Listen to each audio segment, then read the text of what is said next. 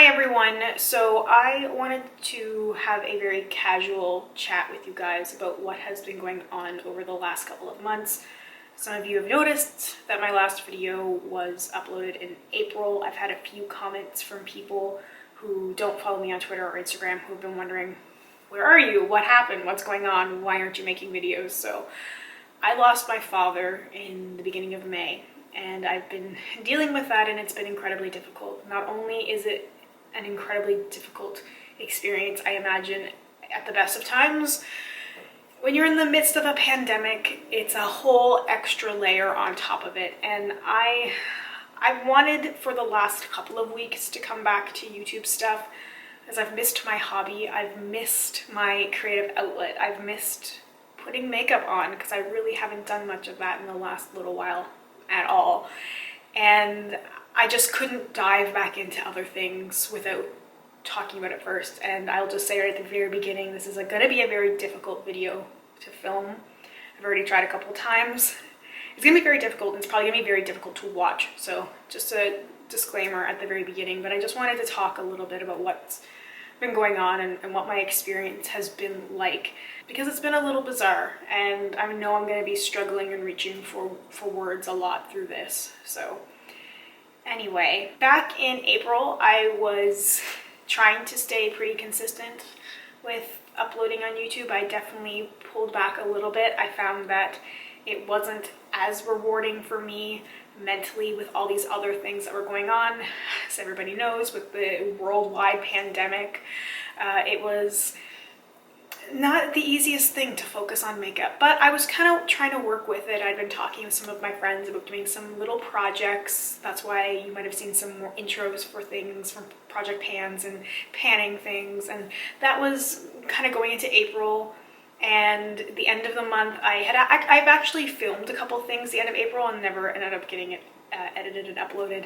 So my birthday was the end of April, and a pandemic birthday was very odd. Not that I'm a big party person anyway, but having like my mother drop off a cake and then like running away because she didn't want to be too close to me, and just, you know, it was sort of surreal, that aspect of it. But that was the end of April. And at this time, things were pretty stable with my father, or it seemed like anyway. He had been in the hospital since February 3rd. He's been in and out of the hospital over the last couple of years. Some of you may know he was diagnosed with cancer in 2017, and then he was in remission for a little while, and then the cancer came back in a different part of his body. So he had had a kidney removed because of the cancer, and then last year it was in his lungs. So it was a lot of hospital visits, a lot of in and out, and at the end of 2019, things really sort of took a pretty big dip, and he was struggling a lot and had lost a lot of mobility and ended up again in the hospital February 3rd, which is where he ended up passing away a couple months later. But at the time of my birthday, everything seemed pretty stable. He had lost kind of all concept of time, being on sort of like the hospital hours where everybody's checking on him and everything else. I have a missed call on my phone from him from like 2:30 in the morning on my birthday, because he had no idea it was 2:30 in the morning. He was just calling to wish me happy birthday. We would text message a lot, and we had phone calls whenever possible. The last phone call I got from him, so this is going to be very difficult, but I wanted to share this stuff because this is what it's been like, because I wasn't able to see my father. I saw him the whole month of February. The last time I saw him would have been March 3rd, because that was the day before I took a trip. March is a whole year in of itself. Like, March started off as like one of the best months I'd had. Like, I took a trip, I got to see one of my favorite bands in concert, I got to see my first NHL game, I had this wonderful little mini vacation with my boyfriend. It was just incredible. It was one of the best things. Then you come back to real life, and I think I went to work for about a week before things sort of shut down, and all of a sudden it was, well, now I couldn't go visit my father, because when I first got back, I had a little bit of a cold. My father had no immune system, so it was like, no, You are not coming here with anything. So I was like, okay, fine, like I'll get better and then I'll go see him. And then they shut down visitors at the hospital. So I wasn't able to go visit him because you could only visit in sort of emergency circumstances. They were only allowing visitors for very special cases and not for people who had COVID, obviously. So my father was in a different hospital than people who had been hospitalized with COVID as well. So that was difficult, not being able to go visit and wanting to. And my mother did have special permission for a little while because of my father's condition to visit. And in April, she was finally told, no, you can't come anymore because things started to get so much worse. And people were afraid of bringing things into the hospital, which would have been really, really terrible. So it was hard, and I remember texting my father and messaging him, and I text on my phone from him being like, this is so hard having to go through all this without you guys being here. Like I know it was really hard for him to not have that direct support system there. So a couple of days after my birthday, I was in the grocery store, which in and of itself has been a really weird experience and took a lot of time to get adjusted to sort of that new normal. I've had a couple of weird experiences in the grocery store. I live in Nova Scotia, and we, in April, had the worst mass shooting in our country's history, I believe.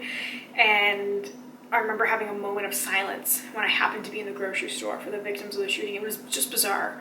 I was standing in an aisle where there used to be flour, but like all the baking supplies were gone because everybody decided that was the time they were going to bake bread. And it was just weird, standing next to like an empty aisle, having moments of silence, and it was just bizarre. But anyway, I was in the grocery store again, and my father called me. This was a couple days after my birthday. It was still the end of April.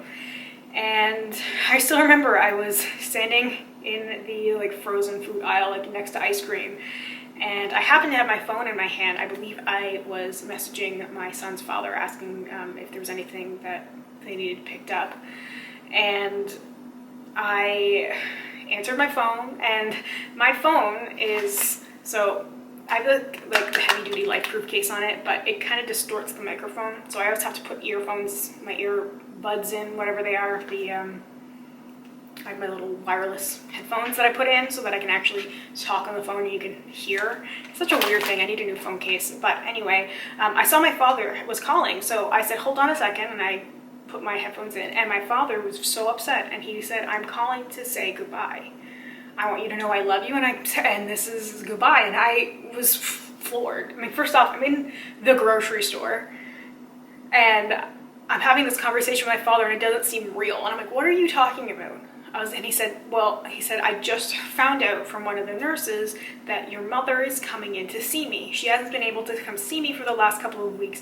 This must mean my situation is really bad because nobody is allowed to come visit unless it's really bad. I'm dying. And I was like, I don't want to hear this. I don't want you to say this. And he went through a bunch of things about, how much he loved me and telling me his sort of end of life stuff. He was like, you make sure like this is what happens, this is what I want to have done, take care of yourself, take care of your son, like take care of William, my son, take care of your mother, like just take care of yourself. Like we had this 15-minute conversation while I'm full on bawling in the grocery store, or like people are like kind of walking around like, what is happening? And I mean, it was an insane conversation. I was trying to figure out, like, can I come? What's happening? Like, he sounded okay on the phone. Like, he did sound relatively okay. His voice was obviously choked up because he was crying and he was very upset. And I found out later that there was another issue, which is why his voice sounded a little funny. But, he sounded okay. And this is not what I thought of somebody who was dying. It's like, I'm calling my mother. As soon as my father was like, okay, I'm going to go now. I have to go. I love you. Goodbye. I called my mother and I was texting her, and because she was on her way to the hospital. And finally, when she had got there, she was in the parking lot. She said, I just got here. I'm in the parking lot. I will let you know when I hear something. And I'm freaking out. Like, I'm going through the cash to pay for my groceries, and I was fully prepared to leave my full cart there and like run and leave. But I went and I got my groceries, and I went back to my apartment, put my groceries away, And it was maybe half an hour afterwards when my mother called me. She put me on speakerphone, and her and my father talked to me. She's like, I don't know what's going on, because he's honestly fine. He looks better than he's ever, looked while he's been here in the hospital. He sounds fine. He's in a good mood. Everything's good. And my father's like, I'm sorry for worrying you. And like, I just really thought this was a bad thing. And I just, I really wanted to talk to you and stuff. And I was like, okay. So I really didn't think much of it after that. I was like, it was like absolutely terrifying, but he seemed to be okay. So I heard nothing from my mother the next day. So that phone call was a Thursday. I heard nothing from my mother on Friday, and I assumed everything was okay. Saturday, she told me that she was back at the hospital again and things weren't great. And they were taking my father for a lot of tests because they believed he had pneumonia, but they were specifically thinking it was asphyxiated pneumonia, which is what she said. And I'm not sure if that's the technical term. I did look it up, and it was very not pleasant to read about. And he had a whole bunch of other issues though on top of everything else, because my father was actually in the hospital at this time because of complications from the experimental cancer treatment he was on, not actually the cancer itself. Because he, back in 2019, started taking an experimental drug because he only had one kidney, and that one kidney wasn't functioning very well because he also has diabetes, that he couldn't have chemotherapy. Like, he couldn't have the standard cancer treatment. So they were trying different things, and this one particular one was very experimental thing. It ended up clearing the cancer, but it caused so many other side effects that it destroyed his body. So he was being tested on the Saturday, which would have been May 2nd, for a bunch of different things. They were trying to figure out what they could do, what they could give him at this point to kind of make him feel better, because there were so many things that were wrong. I could just list off all of the different complications that he was experiencing at this time. I had last heard from my mother on Saturday evening, and she's like, everything's stable, everything seems good. So I didn't think anything of it. Now, I do remember that night, I was putting pajama pants on, and normally I have pajama pants with pockets in it. Pockets are great always, but I have a fairly large phone and I don't like carrying it around with me, so I like to have pockets so that I can just put it in my pocket and continue on with my way in case I need my phone. And I remember putting on a pair of pants that didn't have pockets, and I was thinking, I wonder if I should try and find a pair with pockets in it, or do I need to dig that out, because I have a few pairs where they may have been in the dryer or something, and I was like, whatever, these will be fine. I probably won't need to keep my phone on me. And the next morning, so my boyfriend was with me at my apartment, and my son was here, and I, regular morning sort of routine stuff, getting my son's breakfast, and watching TV with him and playing toys with him and hanging out with him. And at some point I had left my phone in my son's room, and we were out in the living room.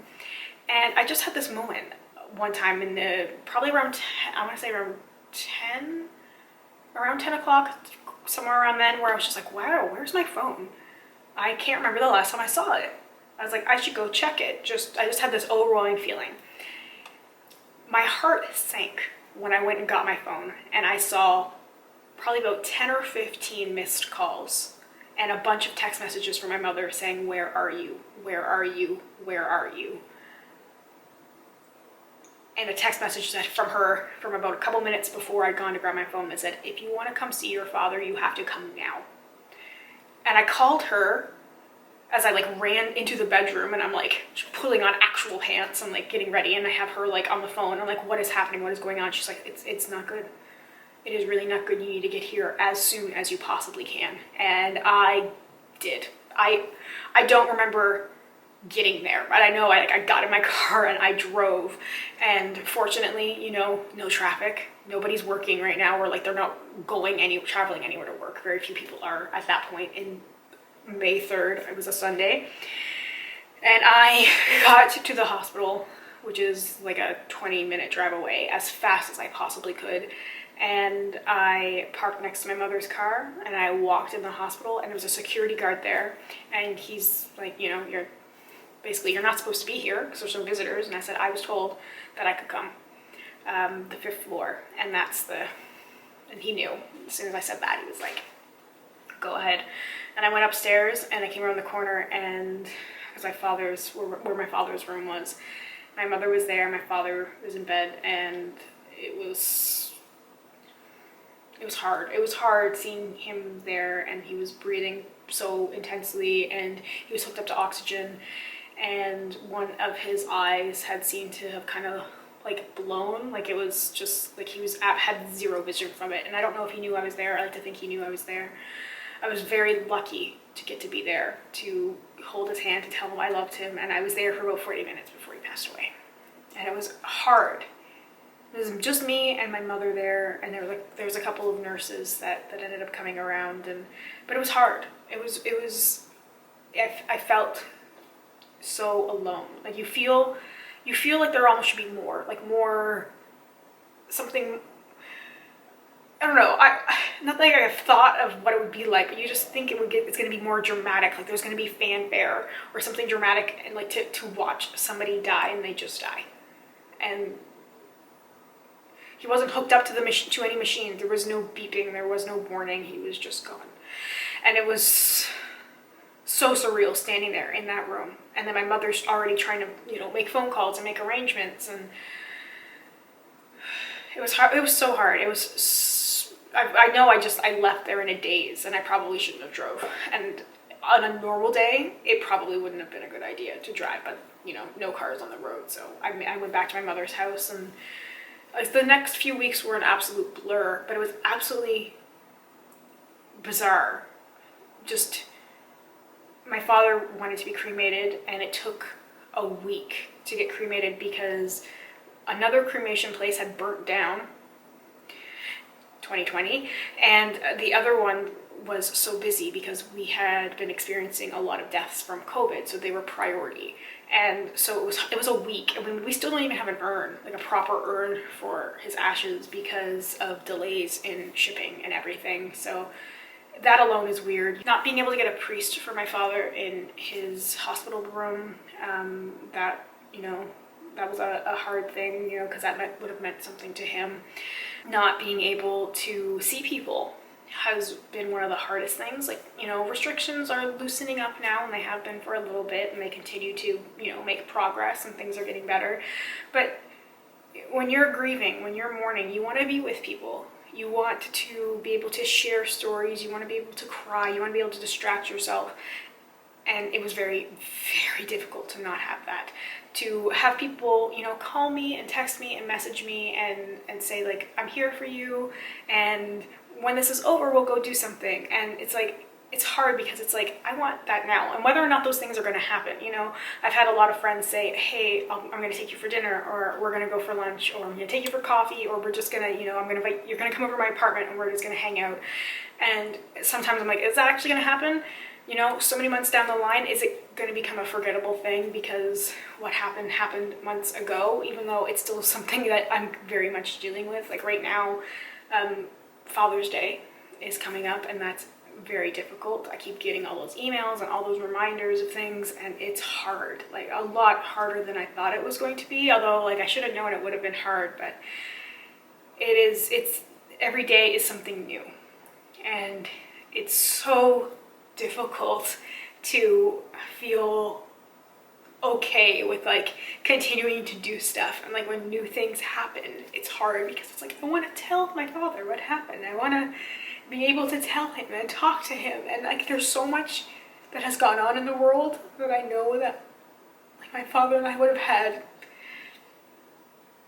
really good conversations about. That sounds so lame. It sounds so lame saying it like that. But he was glued to American news stuff, and we always had really great conversations about what was going on in the news. And I just, I loved hearing his perspective because we thought the same about a lot of things, and he really hated Donald Trump. So I can just imagine the conversations we would have been having over everything that's been going on. And it's so hard. And anyway, that is the main chunk of the story. that I wanted to talk about right now. I'm sure I forgot 1,000 different things. I'm sure there's going to be 1,000 more things that I'm going to want to talk about, but that's where I have been over the last couple of weeks, and I don't know what anything is going to look like going forward. Like I said, I've missed my hobby.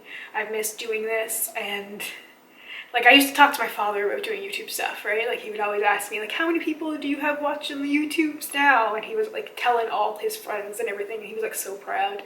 And so like I don't want to stop doing it, but it's hard to kind of come back here and with everything that has happened in my life, with everything that I'm watching happening around the world in the US, it's hard to want to just come back here and be like, hey, I'm just gonna play with makeup. It feels weird. I want to say it feels almost wrong in a way. Like not wrong to have a distraction and thing, but it feels wrong not to like talk about more serious things. And it's difficult to find a kind of balance, I think. So I don't know what anything is going to look like going forward. I really, truly don't know. I probably do just like a get ready with me or something, or just do something with colorful makeup, and I don't know. I wanna have fun with this, and when I do this, I mean like YouTube and makeup and editing and that the stuff that I enjoy, that takes my mind off of other things, that helps me heal, and I want to be able to enjoy that. I just don't know how or what to do right now. So I've had a lot of people commenting on old videos looking for updates on projects, and like, just let's be real here, I have more and more makeup than like what I'm wearing right now in the last almost 2 months. So there's not a lot to talk about in terms of project progress for those kind of things. I don't know what other kind of videos are going to look like at all right now. I don't know when the next video will be. Just I'm trying to answer some of those questions that I've had from people. To those people who have emailed me, who have messaged me, who've left beautiful comments, I see you, I appreciate you, I love you so much. I've been in some pretty dark places, as you probably can imagine, over the last couple of weeks, and somehow those comments, those messages, those emails come at those really dark times when I'm just like, I don't know how to keep going. There's somebody sending a message being like, hey, just thinking about you, hope you're well. And it just, something like that means so much right now, especially. So to all of those people, thank you so much. It means everything to me. I really can't stress that enough. So anyway, I hope you are doing well, or as well as you possibly can be. Thank you so much for sticking with me, and if you made it all the way to the end here, wow, thank you. I'm very thankful. So anyway, I'm gonna end that here. Thank you once again, and I really hope we get a chance to chat soon. Bye for now.